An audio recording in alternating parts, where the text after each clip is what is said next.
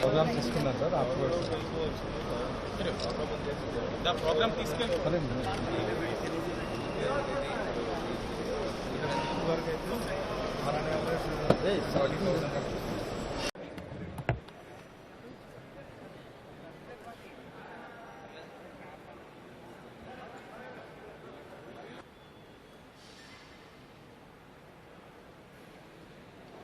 I request Director Cinematography Sri Kandolu Durgesh Garu onto the stage.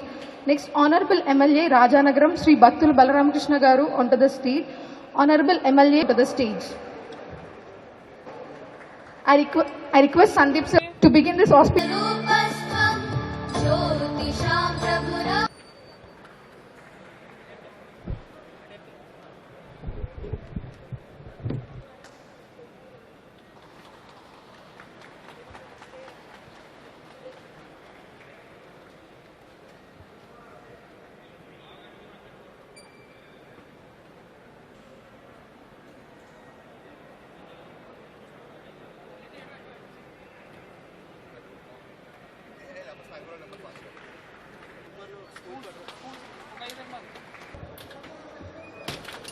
I request C. Sanjeev Bandar Garu onto the stage.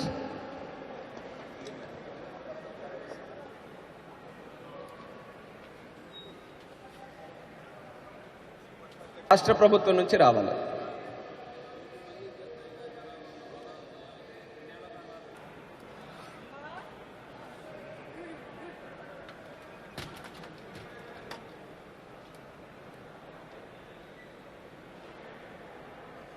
Parliament సభ్యులు పురంధేశ్వరి గారు, Kakinada parliament సభ్యులు తంగెళ్ళ ఉదయ్ శ్రీనివాస్ గారు, స్థానిక శాసనసభ్యులు బలరామకృష్ణ గారు, ఆదిరెడ్డి శ్రీనివాస్ గారు, అలాగే సీనియర్ నాయకులు జ్యోతిల్ నెహ్రూ గారు, మన బుచ్చయ్య చౌదరి గారు, ఎంతోమంది ప్రజాప్రతినిధులు అందరూ కూడా ఉత్సాహంగా ఈ యొక్క ఢిల్లీకి నూతన ఫ్లైట్ని మన రాజమహేంద్రవరం నుంచి ప్రారంభోత్సవ కార్యక్రమంలో పాల్గొనడం జరుగుతుంది.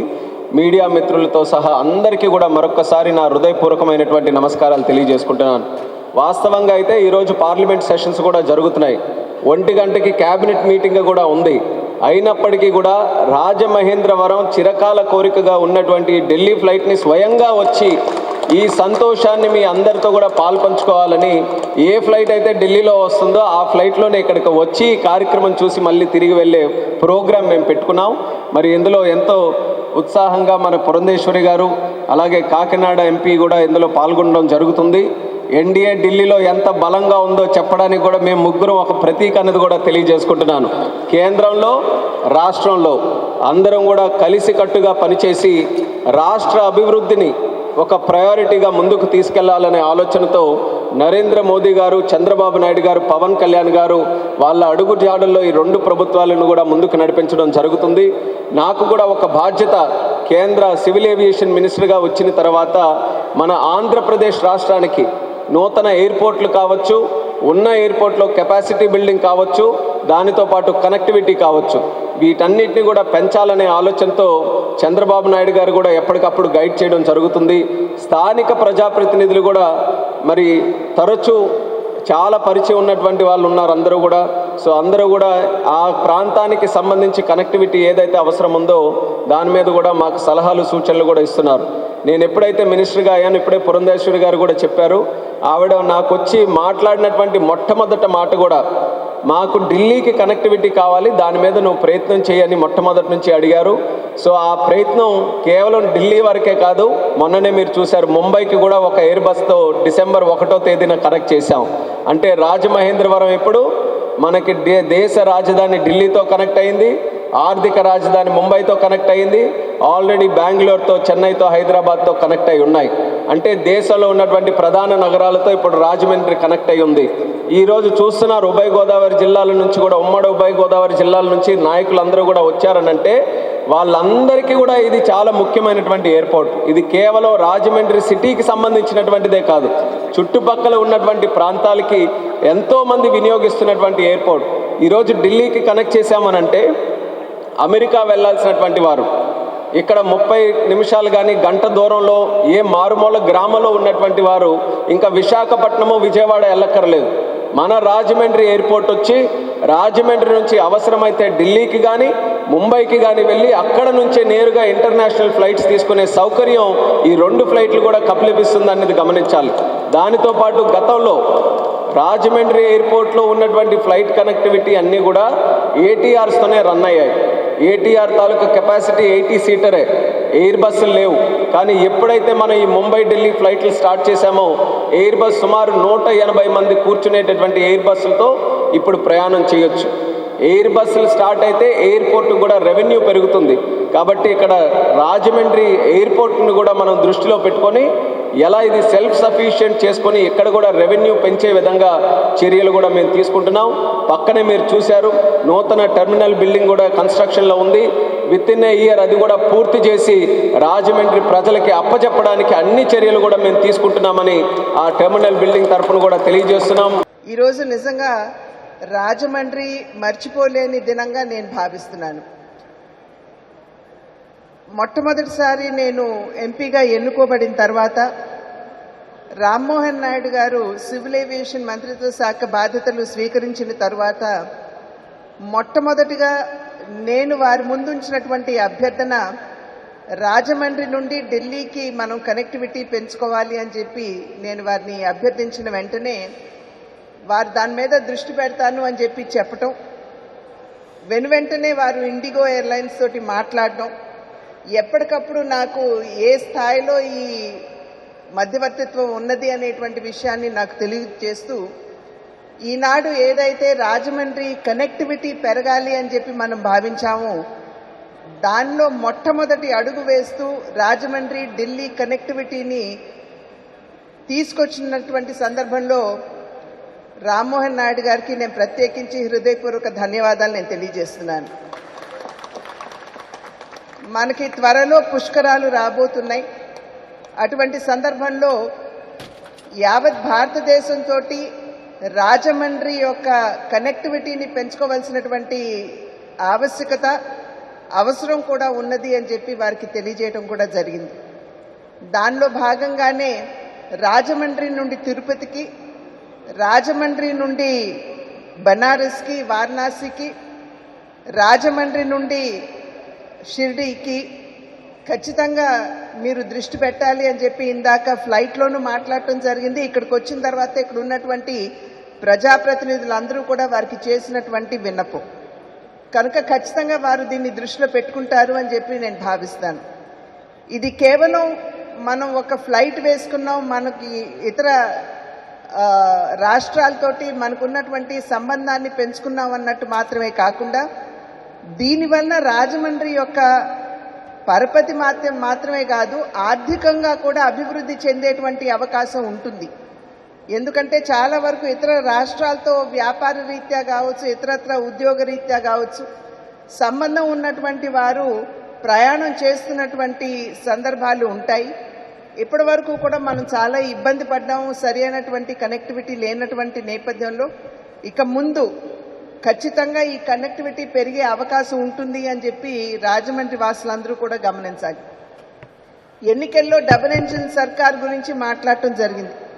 కేంద్రంలో ఎన్డీఏ కూటమి, అదేవిధంగా రాష్ట్రంలో సైతం ఎన్డీఏ కూటమి అధికారంలో ఉంటే మన రాష్ట్రాన్ని అద్భుతంగా మనం అభివృద్ధి చేసుకోవచ్చు అనేటువంటి విషయాన్ని పదే పదే ఎన్నికల్లో చెప్పడం జరిగింది. ఆ తర్వాత కూడా నాయకులందరూ కూడా మాట్లాడటం జరిగింది. ఇవాళ చూసినట్లయితే అమరావతి అభివృద్ధికి కేంద్రం అందిస్తున్నటువంటి సహకారం, పోలవరం నిర్మాణాన్ని ముందుకు తీసుకెళ్ళడానికి కేంద్రం అందిస్తున్నటువంటి సహకారం, రోడ్ల మరమ్మతులకి కేంద్రం అందిస్తున్నటువంటి సహకారం, గ్రామీణాభివృద్ధిని దృష్టిలో పెట్టుకుని 15వ ఆర్థిక సంఘం కింద గ్రామీణాభివృద్ధిని దృష్టిలో పెట్టుకుని రాష్ట్రానికి అందిస్తున్నటువంటి సహకారం, ఇవాళ చూసినట్లయితే సివిల్ ఏవియేషన్స్ మాధ్యమంగా కూడా రాష్ట్రానికి అందిస్తున్నటువంటి సహకారం, మనం ఇవన్నీ చూస్తున్నాం. మొన్ననే రైల్వే మంత్రి గారు కూడా, అశ్విని వైష్ణవ్ గారు కూడా అమరావతికి సంబంధించినటువంటి రైల్వే లైన్ దాన్ని కూడా వారు ప్రారంభం చేయటం జరిగింది.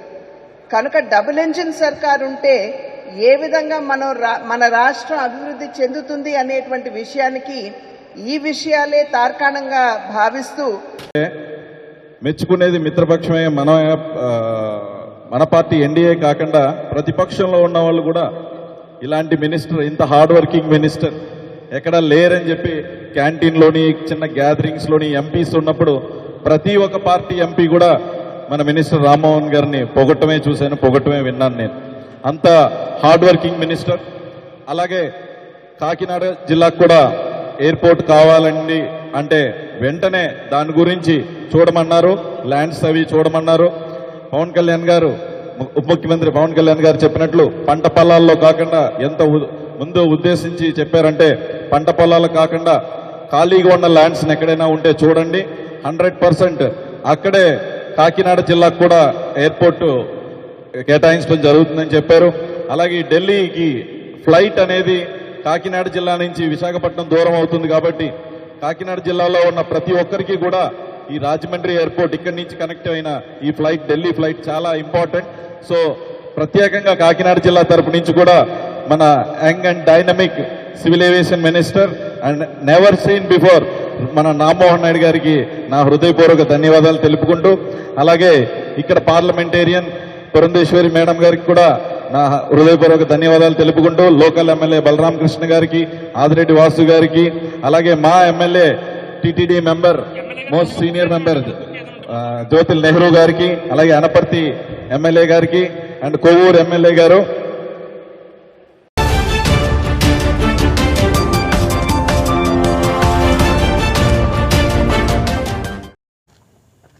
రాజమహేంద్రవరం గవర్నమెంట్ కాలేజ్ ఏ పరిస్థితిలో ఉంది, ఎంతవరకు పనులు ముందుకెళ్తా ఉన్నాయి అన్నీ కూడా పర్యవేక్షించడానికి శాసనసభ్యుడిగా మా ఎన్డీఏ కూటమి నాయకులు అందరూ కలిపి రావడం జరిగింది.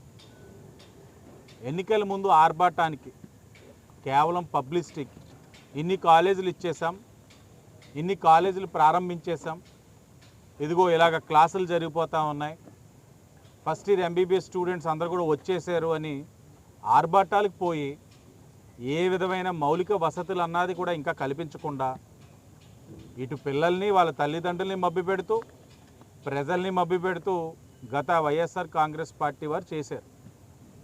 ఇప్పుడు మనం 6 నెలలు అయ్యింది, చూస్తూ ఉన్నారు, పరిగెట్టిస్తూ ఉన్నాం పనులు. వాస్తవానికి జూన్కి ఇదంతా కంప్లీట్ అవ్వాలి. కానీ క్షేత్రస్థాయిగా మనం ఆలోచించినట్లయితే వాస్తవ పరిస్థితులు అయితే ఇంకో సంవత్సరానికి అయితే చాలా గొప్ప. అంటే జూన్కి అవ్వాలి అని అంటే ఆల్మోస్ట్ 1.5 ఇయర్ డిలేగా నడుస్తూ ఉంది పని.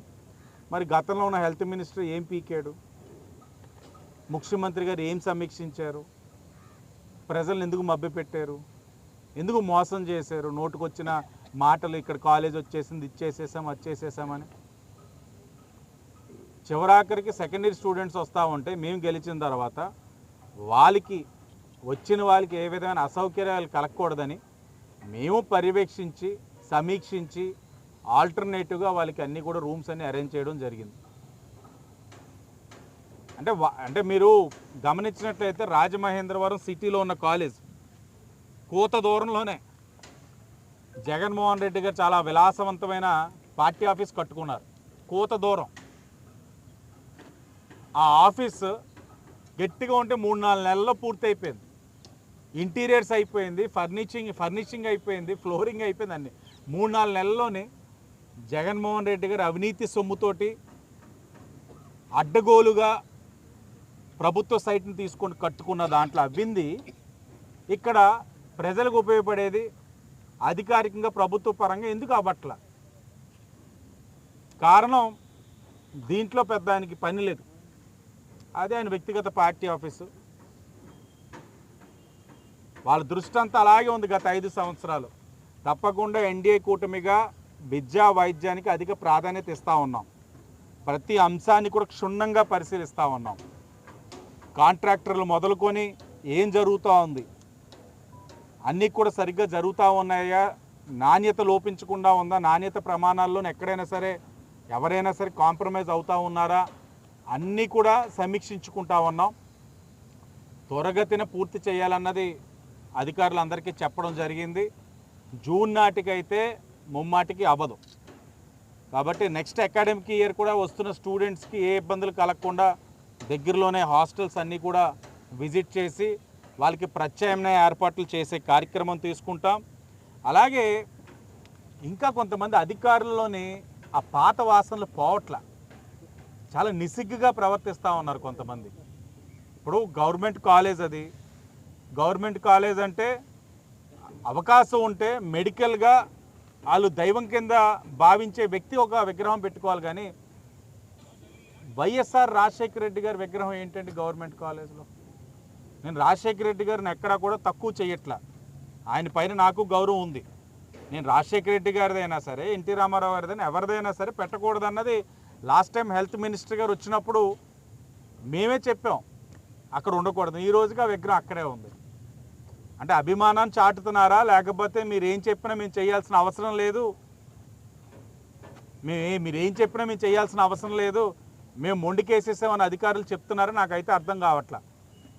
సాక్షాత్ హెల్త్ మినిస్టర్ చెప్పారు, రాజశేఖర రెడ్డి గారు అంటే నాకు గౌరవం ఉంది, కానీ విద్యా సంస్థల్లోని ఇలా పెట్టడం సరైన విధానం కాదు, ఇక్కడ తీసేసి అగౌరవపరచకుండా విగ్రహాన్ని ఇంకెక్కడైనా పెట్టండి, అంతేగాని సంస్థ లోపల ఉండకూడదని చెప్పినా కూడా చేయట్లేదని అంటే ఏం చేస్తూ ఉన్నారు? ఇలా కొంతమంది ఇంకా వాసనలు పోవట్లేదు, మారాలి. 6-7 నెలలు అవుతా ఉంది, ఇంకా మారకపోతే మారుతారు అంతే. అదే మాకు క్లారిటీగా మేము కూడా ఏదో ఒకటి చెప్పాల్సిన పరిస్థితులు కనబడతా ఉన్నాయి. ఏదేమైనా రాజమహేంద్రవరం గవర్నమెంట్ కాలేజ్లో క్షమించరాని నేరాలు చేశారు వైసీపీ వాళ్ళు. తెచ్చిన నాటి నుంచి ఏనాడు సమీక్షించలా, పర్యవేక్షించలా, ఏం జరుగుతూ ఉందన్నది వాస్తవ పరిస్థితులు తెలుసుకోవాలా. ఊరి నిండా ఫ్లెక్స్లు వేసుకున్నారు, పబ్లిసిటీ చేసుకున్నారు, గాలికి వదిలేశారు. గాలికి వదిలేసింది అలాగే ఉంది. ఇప్పుడు మేము మరలా ప్రత్యక్షంగా దగ్గరుండి మా వాళ్ళందరూ హాస్పిటల్ కమిటీ మెంబర్స్ నుంచి మంత్రి గారు 2-3 సార్లు మధ్యన అడిగారు, ఏ వాసు ఎలా నడుస్తూ ఉంది, ఏదైనా ఇబ్బందులు ఉన్నాయి, ఫండ్ శాంక్షన్ చేసాం, ఎక్విప్మెంట్ వస్తూ ఉంది, ఫర్నిచర్ వస్తూ ఉంది, నీకు విజిట్ చేసిన తర్వాత ఇవన్నీ అవసరాలు నువ్వు చెప్పిన దాన్ని బట్టి నిర్ణయాలు తీసుకున్నావు, అన్ని అలొకేషన్ కూడా అయిందని అంటా ఉన్నారు. ఇది ఎన్డీఏ కూటమికి వైసీపీకి మధ్యన వ్యత్యాస ప్రజలు గమనించాలని కోరుతా ఉన్నాం.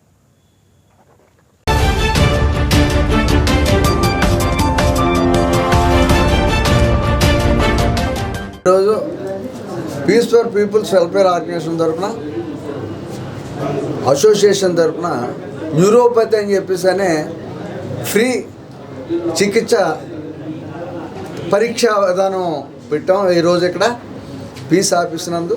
అయితే మేము పీస్ సొసైటీ స్థాపించి గత 5-6 సంవత్సరాలుగా కూడా పర్యావరణం మీద, వైద్యం మీద ప్రజల యొక్క అవగాహన కల్పించి వ్యాధిరహిత సమాజాన్ని నిర్మాణం చేయాలనే ఉద్దేశంతో మేము కార్యక్రమాలు చేయడం జరుగుతూ ఉంది. మరి అలాగే మా అసోసియేషన్ తరఫున, ఆర్గనైజేషన్ తరఫున జాతీయ నాయకుల జీవిత చరిత్ర పుస్తకాలు విద్యార్థులకు పంపిణీ చేసి ఈరోజు దేశం ఎదుర్కొంటున్నటువంటి సమస్యలో మత్తు పదార్థాలకు బానిసలయ్యి అత్యాచారాలకి తర్వాత అలాగే ఈ డ్రగ్స్ వల్ల నేర స్వభావం పెరగకుండా ఉండడానికి మేము మా వంతు కృషి నిర్వహిస్తూ ఉన్నాము. మరి దాంట్లో భాగంగానే వైద్య విధానంలో ప్రీ మెడికల్ క్యాంపులు, రక్తదాన సదస్సులు కూడా నిర్వహిస్తూ ఉన్నాము. ఈరోజు దాంట్లో భాగంగానే న్యూరోపతి ఉచిత తనిఖీ పరీక్ష నిర్వహిస్తూ ఇక్కడ ఉచితంగా పేద మధ్యతరగతి ప్రజలందరికీ కూడా ఈ ఉచితంగా తనిఖీలు చేయించడం జరిగింది. మరి దీంట్లో వ్యాధి నిర్ధారణ అయినటువంటి వాళ్ళకి ఉచితంగా మందులు ఇవ్వడం కూడా జరుగుతూ ఉంది. వెల్ఫేర్ అసోసియేషన్ ఆధ్వర్యంలో అధ్యక్షులుగా లంక సత్యనారాయణ గారు ఆధ్వర్యంలో జరుగుతున్న ఈ కార్యక్రమాల్లో మరి ఇప్పటికే ఎన్నో కార్యక్రమాలు చేయడం జరిగింది. మొన్న దీపావళికి ఒక హాస్టల్లో మరి టపాసులు ఇవ్వడం జరిగింది. అదేవిధంగా ఎన్నో కార్యక్రమాలు చేస్తూ బట్టలు కూడా హాస్టల్స్కి పంచిపెట్టడం జరుగుతుంది. అయితే ఈరోజు మెడికల్ క్యాంప్ బ్లడ్ సర్క్యులేషన్, నరాల బ్లడ్ సర్క్యులేషన్ సంబంధించిన వ్యాధితో ఉన్న వాళ్ళకి ఉపయోగపడే విధంగా ఈరోజు ఈ కార్యక్రమం పెట్టడం జరిగింది. మరి అయితే ఎన్నో వ్యాధులు పెరుగుతున్న మనుషులకి పెరుగుతున్న నేపథ్యంలో మరి ప్రైవేట్ హాస్పిటల్స్లో వెళ్తుంటే ఎంతో ఖరీదైన ఈ టెస్టులు ఉంటాయి. మరి అటువంటి టెస్టుని మరి ఈరోజు మా సంస్థ ద్వారా ఫ్రీగా ఇక్కడ చేస్తున్నామంటే అందరూ ఉపయోగించుకోవాల్సిందిగా కోరుతున్నాం.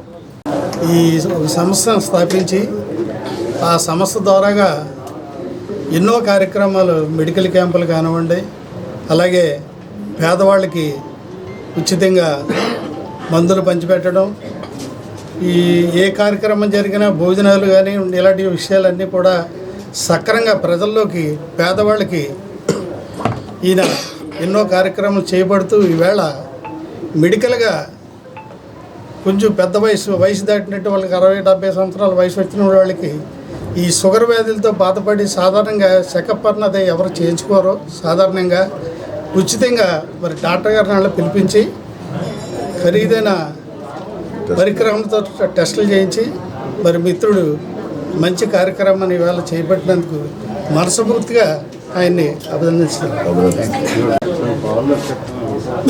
ఓకే, మా peace for people welfare organization గత 10 సంవత్సరాల నుంచి కూడా మేము సంఘంలో విద్య, వైద్యం, సాంస్కృతిక కార్యక్రమాలు ఎన్నో జరుపుతున్నాం.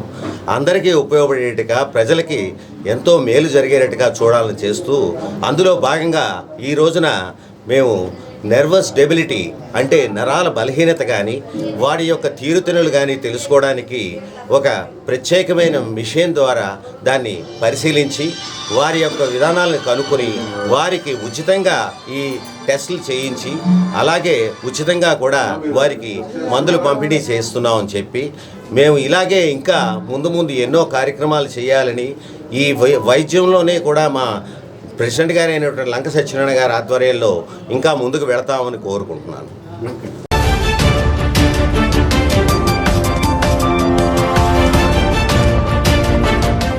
రాజమండ్రిలో గౌతమి సూపర్ బజార్ అనే దాని మీద అవినీతి జరిగిందని మా ఎమ్మెల్యే గారు అయినటువంటి ఆదిరెడ్డి వాసు గారు మొన్న పత్రికాముఖంగా తెలియజేయడం జరిగింది. దానికి ఆయన పత్రికాముఖంగా వచ్చి సమాధానం చెప్పకుండా ఒక ప్రెస్ నోట్ పంపించారు వాళ్ళ నాయకుల్లాగా. అది కరెక్ట్ కాదని చెప్తా ఉన్నాం. అది 100% దాని మీద అవినీతి జరిగింది, దానికి బయటికి తెస్తామని చెప్పి మీకు తెలియజేస్తూ ఉన్నాం. దానికోసం అచ్చెన్నాయుడు గారి మంత్రి గారితో కూడా మేము ఫిర్యాదు చేయడం జరిగింది. ఆ అవినీతిని బయటికి తీసేదాకా మేము మట్టిగా ఎట్టి పరిస్థితుల్లో ఊరుకోము. అది 100% అవినీతి జరిగింది. దాని విషయంలో ఆయన ఏమంటారంటే, మాజీ ఎంపీ గారు అయినటువంటి భరత్ గారు దాని మీద పరువు నష్టం దావా వేస్తానంటున్నారు. మేము వేసుకోండి, ఏమన్నా చేసుకోండి. వేసుకునే ముందర అసలు మీకు పరువు ఉందా అని అడుగుతున్నాం. మీకే కనుక పరువు ఉంటే మొన్న ఎలక్షన్లో 73,000 ఓట్లు పైచీలకి ఎందుకు వస్తాయి మెజారిటీ వాసు గారికి? అప్పుడే మీ పరువు పోయింది. ఆయనకు వచ్చిన ఓట్లలో మీకు సగం ఓట్లు కూడా రానట్టుగా ఉంది పరిస్థితి. అప్పుడే మీ పరువు పోయిందిగా. నిజంగా మీ పరువు ఉంటే వేసుకోండి, ఇబ్బంది లేదు. అంతేగాని అవినీతి కోసం దీనికోసం ఎప్పుడు కూడా మాట్లాడొద్దు. ఆదిరెడ్డి ఫ్యామిలీ కోసం వాళ్ళు చేస్తున్న కార్యక్రమాలు చూస్తామంటే ఈరోజు 6 నెలల పరిపాలనలో ఎంత స్పీడ్గా ముందుకు పోతా ఉన్నారండి వాసు గారు. క్రైమ్ రేట్ ఎంత బాగా తగ్గిపోయింది. ఈ గంజా బ్యాచ్లు ఎక్కడన్నా ఉన్నాయండి? అసలు చెప్పండి మీరు, గంజా బ్యాచ్ ఎక్కడన్నా ఉందా? ఎక్కడన్నా కానీ కొట్లాట్లు జరుగుతూ ఉన్నాయా? గొడవలు జరుగుతూ ఉన్నాయా? లేడీస్ అందరూ కూడా ఫ్రీగా బయటికి బ్రహ్మాండంగా తిరుగుతున్నారు. అసలు మొంటవరకు బయటికి రాగలిగారా? ఇదంతా కూడా ఆదిరెడ్డి వాసు గారు చేస్తున్న పరిపాలన అని చెప్పేసి, అభివృద్ధి కోసం ఆయన చేస్తున్నది అని చెప్పేసి తెలియజేస్తూ ఉన్నాం. అదేవిధంగా ఇంకొక చిన్న విషయం కూడా చెప్పాలనుకుంటున్నా. ఆయన సామాజిక వర్గానికి సంబంధించి రేలంగి వెంకట నరసింహరావు గారికి వెంకటరామయ్య గారి విగ్రహానికి పెట్టాలని చెప్పి ప్రయత్నం చేస్తే ఆయన పెట్టనివ్వకుండా ఆపి ఆ దిమ్మను కూడా పగలగొట్టించారు. అదేవిధంగా ఈ గౌడ సెట్టిపల్లికి సంబంధించిన దొబ్బేటి వెంకటరెడ్డి గారికి విగ్రహం కోసం ఆదిరెడ్డి వాసు గారు దగ్గరుండి ప్రయత్నం చేసి అదేవిధంగా రేపు వై జంక్షన్లో పెట్టబోతా ఉన్నారు. అదేవిధంగా మొన్న రేలంగి విగ్రహం కూడా ఆదిరెడ్డి వాసు గారి దగ్గర చేయించారు. 15వ తారీఖున దొబ్బేటి వెంకటరెడ్డి గారి విగ్రహం ఓపెనింగ్ చేస్తూ ఉన్నారు. కాబట్టి అందరూ కూడా వేలాదిగా వస్తూ ఉన్నారు. దాన్ని లాలాచెరువు సెంటర్లో దానికి మీ పత్రికా ముఖంగా మేము తెలియజేయవలసింది ఏంటంటే మీరందరూ కూడా వచ్చి అదంతా కూడా కవర్ చేయవలసిందిగా కోరుతూ ఉన్నాం.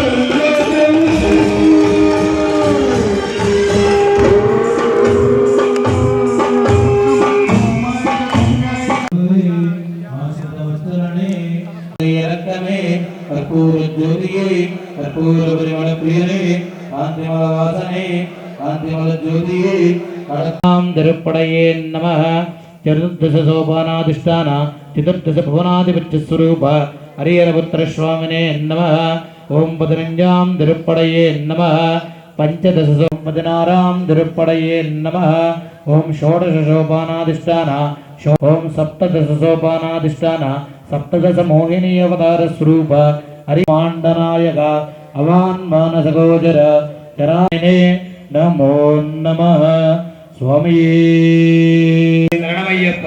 स्वामी ఇప్పుడు పైనుంచి కిందకి హరిహరాత్మజాయ నమః హృదయం పూజయామి ఓం త్రినేత్రాయ నమః అన్నం పూజయామి ఉదాయ నమః హస్తాం పూజయామి ఓం మదతేజస్వనే నమః ముఖం పూజయామి ఓం పుత్రలాభాయ నమః శుభగం కోమలాంగాయ నమః కర్ణవ పూజయామి ఓం మహాభావ వినాశకాయ అందరూ కూడా ఓం మణికంఠాయ నమః అనుకుంటూ భావన చేస్తూ పూజ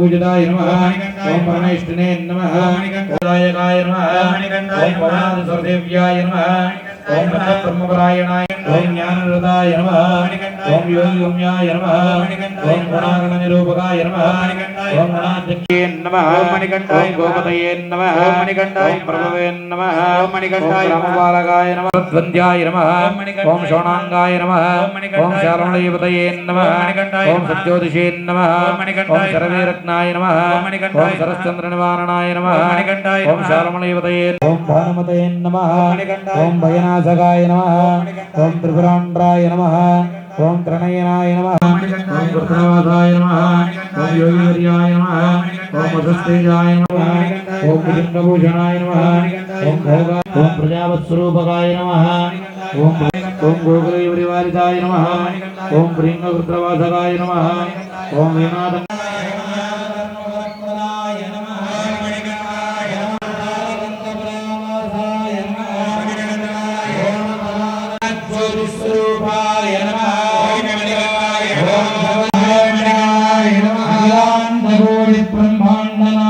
ధూపోయం ప్రతిగృహ్యతాం పరిమళధూపమాగ్రాపయామి బ్రాహ్మణోస్య ముఖమాసీత్ బాహూరాజన్యకృతః ఊరూదగచ్చకద్వయ సాక్షాత్ దేవం దర్శయామి ధూపదీపానంతరం శుద్ధారణ్యాయై బహుహస్తికాయై బహుదాసపూరుషాయై రైభత్యై పుష్టిమత్యై బహురాజస్పోషానే నమః ఆనంద దివ్యమంగళ తేజో నీరాజనం దర్శయామి నీరాజనానంతరం శుద్ధ ఆచమనీయం సమర్పయామి నమస్కరోమి స్వామియే శరణమయ్యప్ప శరణం నాస్తి త్వమేవ స్వామి శరణమయ్యప్ప బ్రాహ్మణంలో నమ్మ లోపల చేయుడు శరణమయ్యప్ప ఎత్తిన చేతులు పెట్టి చప్పట్లు కొట్టాలి స్వామి అప్ప అయ్యప్ప శరణమప్ప అయ్యప్ప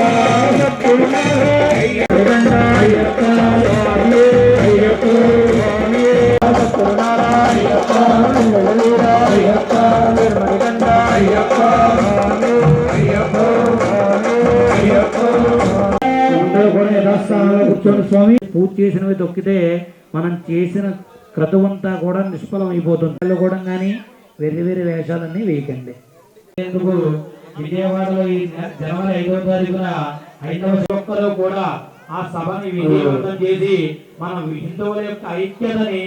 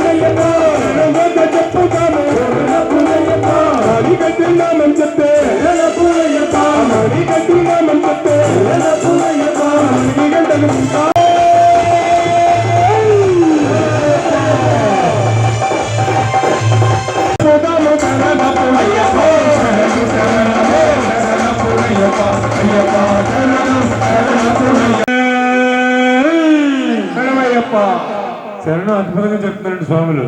మరొకసారి స్వామి ఎక్కడ ఆలకించలేదు. మరొకసారి స్వామి